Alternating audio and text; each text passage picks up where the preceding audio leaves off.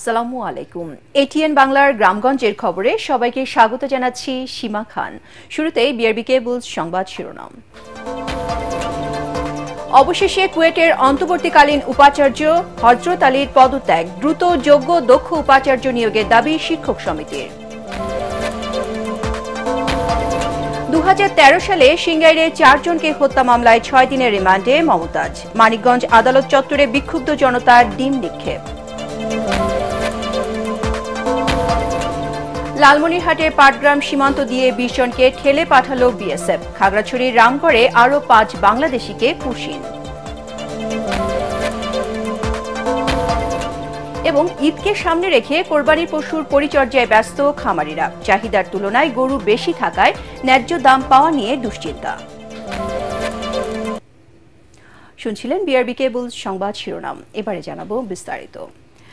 আন্দোলনের মুখে অবশেষে খুলনা প্রকৌশল ও প্রযুক্তি বিশ্ববিদ্যালয় কুয়েটের বর্তমান অন্তর্বর্তীকালীন উপাচার্য অধ্যাপক ডক্টর মোহাম্মদ হযরত আলী পদত্যাগ করেছেন।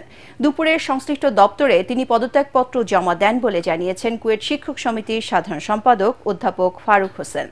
এর আগে শিক্ষক সমিতির সাধারণ সভায় অনাস্থা আনা উপাচার্যকে অপসারণ করে যোগ্য উপাচার্যকে দ্রুত নিয়োগ দিয়ে কুয়েটের অচলাবস্থা নিরসনের জন্য সরকারের কাছে দাবি জানান শিক্ষকরা। এই দাবির সমর্থনে ক্যাম্পাসের দুর্বার বাংলার সামনে মানববন্ধন কর্মসূচি পালন করেন শিক্ষক ও শিক্ষার্থীরা। গত 18 ফেব্রুয়ারি কুয়েটের সংঘর্ষের ঘটনায় ছাত্রসহ শিক্ষকরা আহত ও লাঞ্ছিত হন। এরপর শিক্ষার্থীদের একাংশের নানা আন্দোলন কর্মসূচিতে টানা গত 3 মাস ধরে কুয়েটের শিক্ষা কার্যক্রম বন্ধ রয়েছে। গত 19 তারিখ থেকে যেহেতু ভাইস চ্যান্সেলর মহোদয় বিশ্ববিদ্যালয়ে বাইরে আছেন এবং ওনার কাছ থেকে কোনো নির্দেশনা পাওয়া যাচ্ছিল না, এরকম পরিস্থিতিতে আজকে আমাদের কর্মসূচি দেওয়া ছিল। তো আমরা আমাদের মানববন্ধন কর্মসূচির পরে রেজিস্ট্রার মহোদয় জানিয়েছেন যে ভাইস চ্যান্সেলর রেজিস্ট্রারকে ফোন করে জানিয়েছেন যে উনি পদত্যাগপত্র জমা দিয়েছেন। 2013 সালে মানিকগঞ্জের সিঙ্গাইরের গোবিন্দল এলাকায় 4 জনকে গুলি করে হত্যা মামলায় আওয়ামী লীগের সাবেক সংসদ সদস্য ও কণ্ঠশিল্পী মমতাজ বেগমকে 6 দিনের রিমান্ডে নিয়েছে পুলিশ। সকালে তাকে মানিকগঞ্জে চিফ জুডিশিয়াল ম্যাজিস্ট্রেট আদালতে হাজির করা হয়। শুনানি শেষে আদালত মমতাজের 6 দিনের রিমান্ড মঞ্জুর করেন। এর আগে বৃহস্পতিবার সকাল 10:30টার দিকে কাশিমপুর কেন্দ্রীয় কারাগার থেকে তাকে আদালতে আনা হয়। শুনানিতে তার পক্ষে আইনজীবী হিসেবে উপস্থিত ছিলেন খোরশেদ আলম ও জাহিদ খান উজ্জ্বল। এদিকে রায়ের পর আদালত চত্বর ঘিরে উত্তেজনা ছড়িয়ে পড়ে। বিক্ষুব্ধ জনতা মমতাজের ফাঁসির দাবিতে বিক্ষোভ শুরু করেন। ডিম ও জুতা ছুঁড়ে প্রতিবাদ জানান তারা।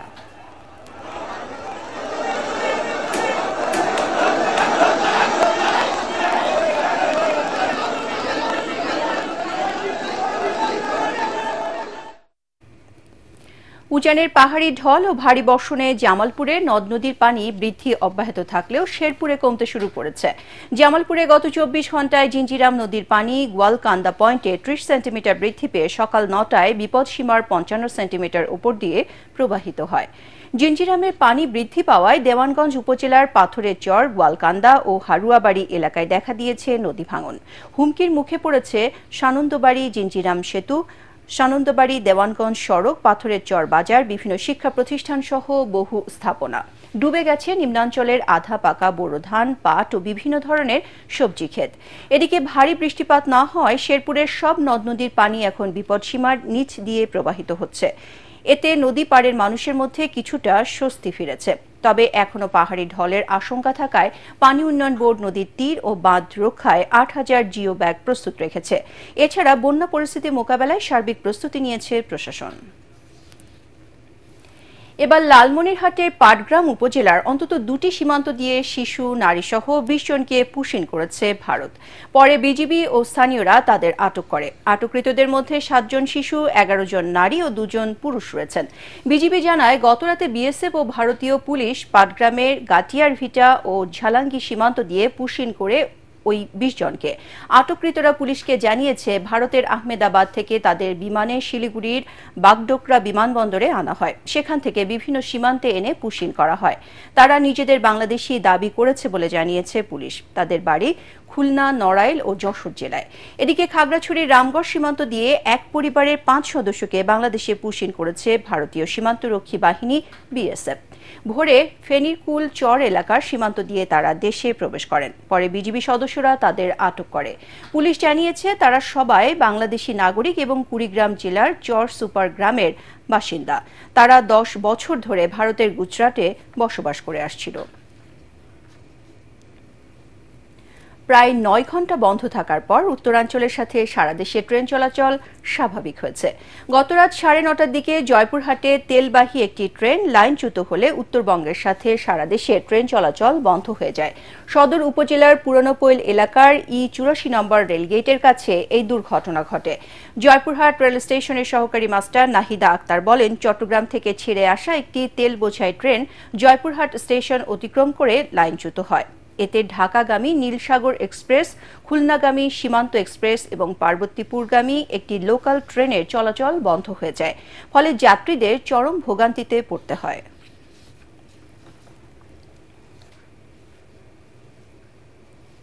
গাইবান্ধার ফুলছড়িতে আইনশৃঙ্খলা সভা শেষে উপজেলা চত্বর থেকে একসাথে 6 ইউনিয়ন পরিষদের চেয়ারম্যানকে আটক করেছে পুলিশ। বুধবার বিকেলে ফুলছড়ি উপজেলা চত্বর থেকে তাদের আটক করা হয়। আটক সকলেই আওয়ামী লীগ সমর্থিত চেয়ারম্যান বলে জানা গেছে। আটককৃতরা হলেন ফুলছড়ি ইউনিয়নের চেয়ারম্যান আজহারুল হান্নান, কিঞ্চুপাড়া ইউনিয়নের চেয়ারম্যান সোহেল রানা শালু, ফজলুপুর ইউনিয়নের চেয়ারম্যান আনসার আলী, এরেন্দাবাড়ি ইউনিয়নের চেয়ারম্যান আব্দুল মান্নান আকন্দ, গজারিয়া ইউনিয়নের চেয়ারম্যান খুরশেদ আলী খান খুশু ও উড়িয়া ইউনিয়ন চেয়ারম্যান কামাল পাশা।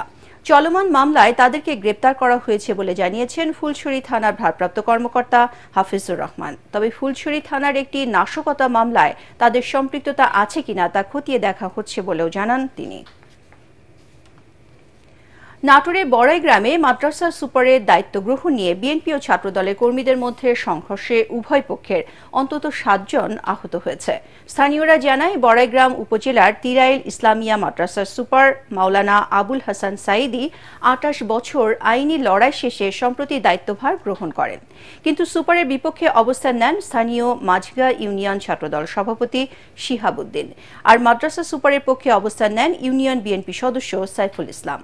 এ নিয়ে দুপুরে উভয় পক্ষের সমর্থকরা বাকবিতণ্ডার এক পর্যায়ে সংঘর্ষে জড়িয়ে পড়ে। খবর পেয়ে উপজেলা নির্বাহী কর্মকর্তা লাইলা জান্নাতুল ফেরদৌস ও পুলিশ গিয়ে পরিস্থিতি নিয়ন্ত্রণে আনে।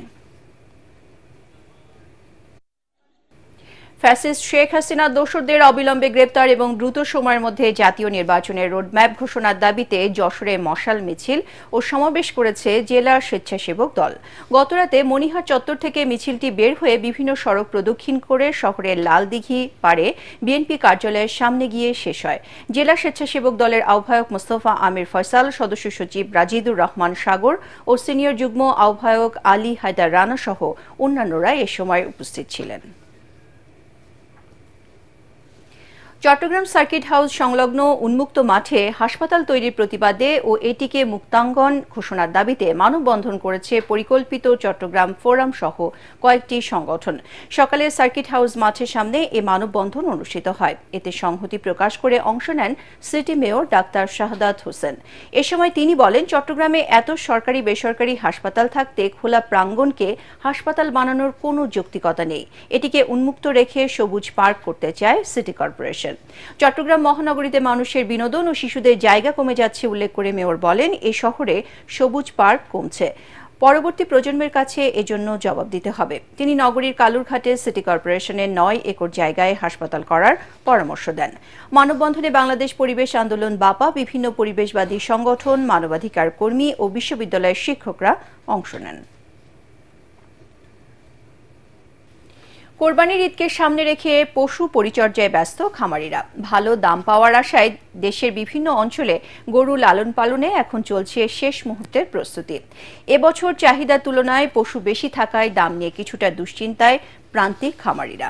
নারায়ণগঞ্জ, পিরোজপুর ও জয়পুরহাট প্রতিনিধির পাঠানো তথ্য ছবিতে আরও জানাচ্ছেন ফারহিন ইসলাম টুম্পা। কোরবানির ঈদকে সামনে রেখে নারায়ণগঞ্জের 4000-এর বেশি খামারে প্রস্তুত প্রায় 90,000 গরু। ইতোমধ্যে অনেক খামারে আগাম বুকিং দিয়েছেন ক্রেতারা। গতবার আমি ইমপেক্স থেকে গরু কিনছি, আলহামদুলিল্লাহ গরুটা খুব ভালো পড়ছে। আবার আসছি এবার একটা গরু নেওয়ার জন্য। আমরা ঘাস খাওয়াই, কুড়াভুসি খাওয়াই, এর সাথে আমাদের কোনো মেডিসিন নাই। এবারও অস্থায়ী হাটের পাশাপাশি পশু যোগানে খামারগুলো ভূমিকা রাখবে বলছে জেলা প্রাণী সম্পদ অফিস। গত বছর প্রায় 400 থেকে 450 কোটি টাকার টোটাল একটা বাজার ছিল, কুরবানির বাজার ছিল এই নারায়ণগঞ্জে। আশা করতেছি এইবারও এরকম। পিরোজপুরের 5000 খামারে বিক্রির জন্য তৈরি প্রায় 46,000 পশু। 3 মণ ওজনের দেশি গরু থেকে শুরু করে 1.5 টন ওজনের ফ্রিজিয়ান, শাহিওয়াল ও ইন্ডিয়ান বোল্টারের মতো বড় জাতের গরু রয়েছে এসব খামারে। মোটাতাজা করার জন্য কোনো ইনজেকশন দেওয়া হয় না, কোনো কেমিক্যাল খাওয়ানো হয় না। আমাদের গরু টেকসই। কোরবানির পশুর মান নিয়ন্ত্রণে মনিটরিং করা হচ্ছে নিয়মিত।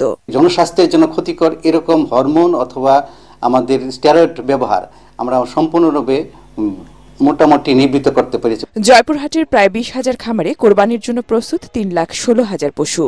রোগবালাই এড়াতে পরামর্শ ও সহযোগিতা দিচ্ছে জেলা প্রাণী সম্পদ বিভাগ। আমরা যেভাবে গরু লালন পালন করছি, এইবার ঈদে আমরা আমাদের কাঙ্ক্ষিত দামটা পাবো। মায়ানমার বা ইন্ডিয়া থেকে যদি গরু প্রবেশ না করে তাহলে বর্তমান দেশি খামারিরা লাভবান হতে পারবে। বড় গরুগুলোর চাহিদা একটু কম, সেটা আমরা চেষ্টা করছি অনলাইন প্ল্যাটফর্ম ভিত্তিক বিক্রয়ের ব্যবস্থা গ্রহণ করে এই গরুগুলোকে বিক্রি করার জন্য।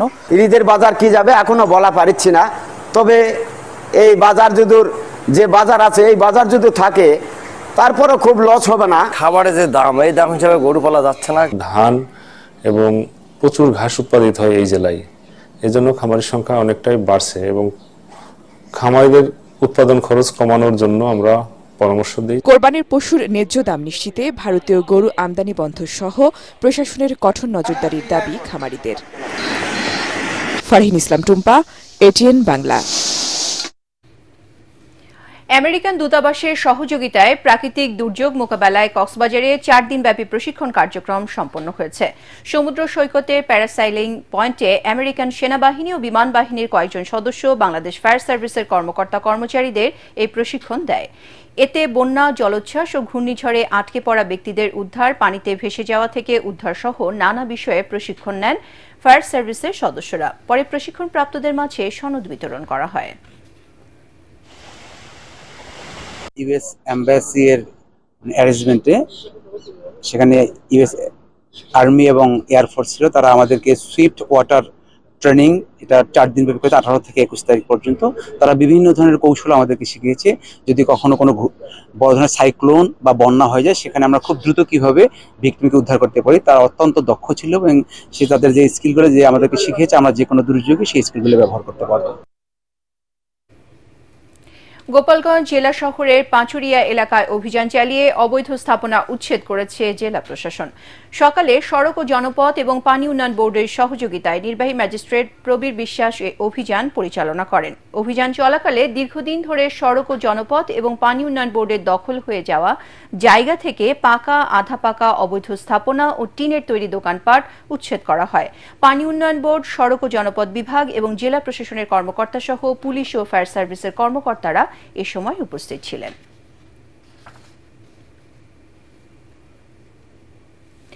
ঈদ উল আজহা উপলক্ষে সারা দেশের মতো যশোরের শাসায় ভ্রাম্যমাণ ট্রাকের মাধ্যমে সাশ্রয়ী মূল্যে টিসিবির পণ্য বিক্রি শুরু হয়েছে।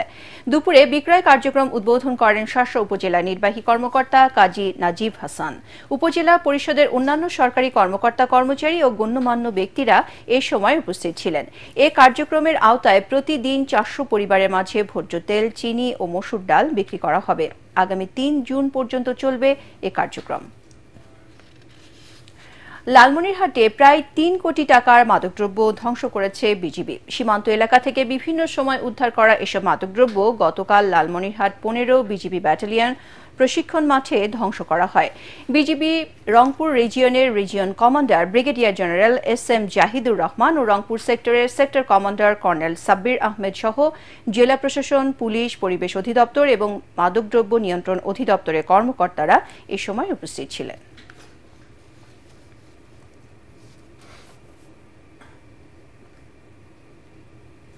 পরবর্তী সংবাদ দেখার আমন্ত্রণ জানিয়ে এখনকার মতো শেষ করছি। ATN বাংলা সংবাদ ইউটিউবে দেখতে ব্রাউজ করুন youtube/ATN বাংলা নিউজ। ধন্যবাদ সবাইকে।